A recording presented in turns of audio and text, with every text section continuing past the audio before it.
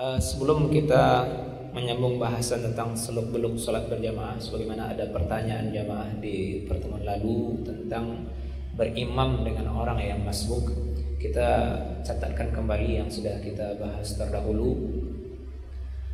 Pertama kita bahas di pertemuan terdahulu soal ada keadaan kita dibolehkan berhenti dari sholat berjamaah.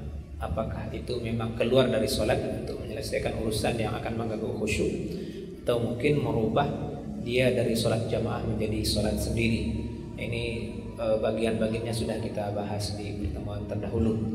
Termasuk juga hal yang kita rasa perlu untuk kita ulangkan kembali Bapak dan Ibu. Saya tadi sholat di shaf kedua. Kita ulangkan lagi bahwasanya di situ ada standar tatabu atau mengikut. Kemudian kita sudah bahas ada hal yang haram yaitu mendahului imam. Kemudian ada dua hal yang tidak terpuji yaitu serentak dengan imam atau lama tertinggal dari imam. Nah ini kalau saya pribadi merasakan sebagian jamaah mungkin hampir serentak dengan imam. Selagi sebagian jamaah mungkin hampir serentak dengan imam. Kenapa? Karena dia bergerak dari Allahunya imam. Jadi ketika imam baca Allahu dari lafaz takbir, dia sudah bergerak. Padahal semestinya memahami hadis Nabi, kita paling cepat bergerak itu di ujung takbir, di barnya imam gitu. Allahu Akbar. Kita mulai gerak di barnya imam.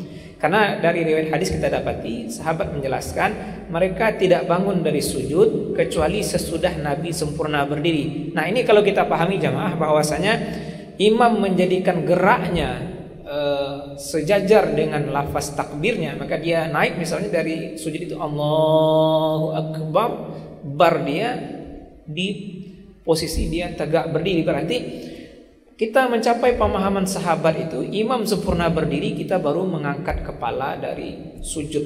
Maka termasuk tidak terpuji tentu saja, walaupun ulama fikih mengatakan tetap sah sholat jamaahnya, kita serentak dengan imam. Nah, ini sebuah catatan yang kami rasa perlu kita garis bawahi ulang. Bapak dan Ibu, pembahasan yang ditanyakan oleh jamaah pertemuan lalu soal berimam dengan imam yang masbuk, itu kalau kita runut fatwa ulama fikih di banyak mazhab ya, itu menimbulkan 3 bahasan secara terpisah. Pertama adalah ketika imam menunjuk orang yang masbuk jadi penggantinya. Nah ini tentu saja menjadi ruang terbuka bahasan karena memang ada riwayat yang sudah kita bahas terdahulu. Nabi SAW menunjuk Abu Bakar sebagai imam, kemudian beliau datang dan Abu Bakar diisyarat oleh jamaah bahwasanya Nabi datang sehingga beliau mundur kembali jadi makmum. Nah di situ kan ada 2 kemungkinan. Nabi masih mendapatkan rakaat pertama sehingga tidak ada gerak aktivitas rukun sholat yang terganggu, atau bisa jadi Nabi sudah masuk di rakaat kedua dan berikutnya. Maka itu menjadi sebuah pembahasan bagaimana kalau yang menggantikan imam yang mundur ini, apakah mungkin karena dia batal wudu ataupun hal lain, adalah orang yang statusnya masbuk atau terlambat dari sholat berjamaah itu sendiri. Tapi karena ini bukan prioritas, walaupun ini pertama di bahasan fikih, di referensi yang kita punya, kita jadikan itu bagian akhir. Maka kita urutkan ini sesuai dengan waktu saja. Kemudian hal kedua adalah yaitu orang-orang yang sama masbuk, sama-sama terlambat sholat, kemudian menyelesaikan sholat jamaah yang dia terluput itu. Jadi misal kita zuhur ini, ada orang yang masuk di rakaat ketiga, maka dia hanya dapat rakaat 3-4 misalnya, dia cuma dapat 2 rakaat. Maka mereka menyelesaikan 2 rakaat yang tertinggal itu sama-sama berjamaah sesama makmum yang sudah dapat jamaah. Itu bahasan kedua. Dan bahasan ketiga, dan ini mungkin menjadi tujuan pertama karena ini yang banyak kita jumpai, yaitu ada orang yang datang ke masjid mendapati imam sudah selesai sholat dan dia dapati sebagian jamaah yang masbuk menyempurnakan rakaat sholatnya, dia ambil menjadi imam dan dia bermakmum dengan orang yang masbuk ini. Nah, inilah 3 bahasan seluk-beluk tentang berjamaah dengan orang yang masbuk. Bapak dan Ibu yang memuliakan, dengan waktu ini kita bahas yang nomor 3 lebih dahulu.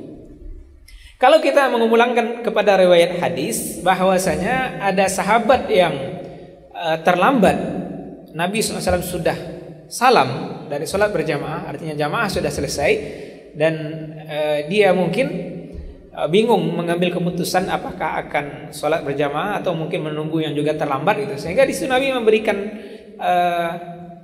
dorongan kepada jamaah yang sudah ada, may yusalli ma'a hadza, may yatasaddaqu ala hadza fayusalli ma'ahu. Adakah yang mau bersedekah kepada orang yang terlambat ini sehingga dia sholat bersama orang ini? Maka dari bahasa itu rincian fikih adalah ketika seseorang sudah selesai sholat jamaah dan berjamaah lagi dengan orang yang terlambat karena memang belum dapat jamaah sama sekali, dan itu juga terbuka 2 ruang pembahasan, siapa nanti yang jadi imam di antara mereka berdua. Maka kita ambil saja contoh yang mudah dahulu. Jadi orang yang sudah selesai jamaah ini yang jadi imam, yang terlambat tadi yang jadi makmum misalnya. Maka itulah makna sedekah yang dimaksud oleh Nabi SAW. Orang ini tidak dapat jamaah jadi dapat berjamaah karena ada orang yang sudah sholat berjamaah mau bersedekah berjamaah dengan dia. Maka kami pribadi cenderung semestinya ini yang pertama kita lakukan. Bahwasanya ketika kita terlambat datang begitu, kita tidak ngambil imam yang masbuk, tetapi memohon bantuan kepada yang sudah selesai sholat agar mau berjamaah dengan kita. Karena itulah yang paling dekat dengan peristiwa Nabi Muhammad SAW. Tetapi ruang bahasan kita, orang yang mengambil orang masbuk jadi imamnya memiliki sisi kelebihan lain. Apa itu? Kalau yang tadi kita bahas, orang ini sudah selesai jamaah kemudian dia menjadi imam bagi orang yang tidak dapat jamaah, dia sholat sunat.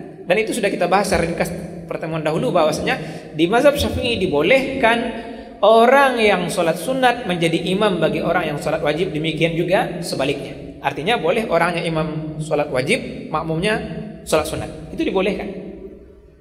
Berdasar hadis tadi itu menjadi dalil yang kuat.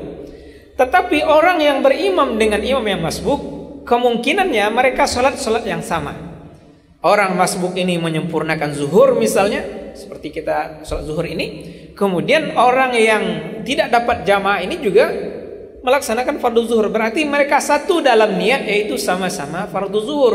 Cuma bedanya adalah orang ini sudah dapat status menjadi makmum terdahulu karena dia berimam dengan imam ratib atau imam tetap, sedangkan yang terlambat berimam dengan orang yang masbuk. Secara ringkas Bapak dan Ibu, ulama fikih secara umum dari 4 mazhab membolehkan berimam dengan orang yang masbuk kemudian menyempurnakan sholatnya, dan orang yang tidak dapat jamaah berimam dengan dia. Perbedaan riwayat secara umum hanya kita dapati dari riwayat Imam Ahmad bin Hambal yang kesannya menunjukkan sebagian itu tidak boleh. Tapi dalam riwayat tersebut juga ada perbedaan pendapat, dan ini wajar saja karena memang imam mujtahid mungkin saja berbeda fatwa sesuai dengan perjalanan waktu dan ijtihadnya, juga tempat yang beliau tempati. Maka di situ memang tugas murid-murid imam untuk menimbang kira-kira mana ini di antara 2 pendapat imam atau lebih yang akan dijadikan pendapat mazhab. Maka kami pribadi secara umum dari 4 mazhab secara ringkas kita pahami bahwasanya perbuatan seperti itu boleh. Maka jamaah yang bertanya pertemuan terdahulu karena mendapatkan dari sebagian guru atau mubalik mengatakan tidak boleh, kita pulangkan kepada dasar atau dalil fatwa. Seluk-beluk masalah ini sebenarnya simpel saja, yaitu hadis yang diletakkan oleh Imam Bukhari nomor pertama di kitabnya, hadis tentang masalah niat dan ikhlas. Bismillahirrahmanirrahim. Innamal a'malu binniyat wa innama likulli imrin ma nawa. Hanya ada amal dengan ada niat, dan setiap orang mendapatkan apa yang dia niatkan. Bahasan ini menjadi sangat lapang dari bahasa hadis yang begitu bagus ini.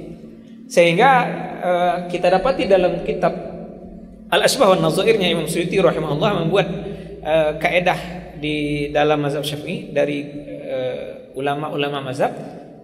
Hadis ini dibuat kaidah menjadi al-umuru bimaqasidiha. Urusan-urusan diukur dengan maksud dan tujuannya.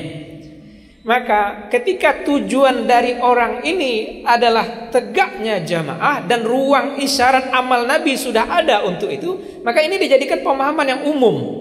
Berarti asal ada unsur tegaknya jamaah, itu perbuatan terpuji.